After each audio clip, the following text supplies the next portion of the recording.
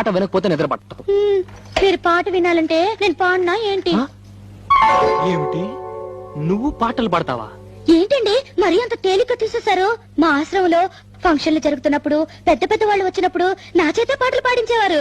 పాటలు పాడుతున్నప్పుడు ఒకటే చప్పట్లు చప్పట్లు కొట్టే కొద్దీ నేను పాడేదాన్ని. మరి ఇన్ని రోజులు నాకు ఎందుకు చెప్పలేదు డార్లింగ్? ఏదో ఒకటి వదులు. తలుపులు ముయ్యండి. ఏ ఎవరిని వింటారనా? కాదండి, నా పాట మీరు తప్ప మీరు ఎవ్వరూ వినకూడదు.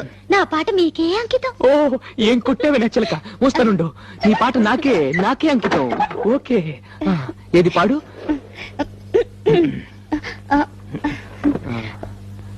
అబ్బా, మీరు నా మొహం అంత చూడకండి, నాకు సిగ్గేస్తుంది. నీ మొహం చూడకుండా ఇంకేం చూడమంటావే? మీరు వెనక్కి తిరగండి. నా దగ్గర ఎందుకు సిగ్గు? మీరు వెనక్కి తిరుగుతాను నా ఓకే పాడతాను. ఓకే ఓకే, నా వీపు చూసి పాడు పాడు. ఆహా.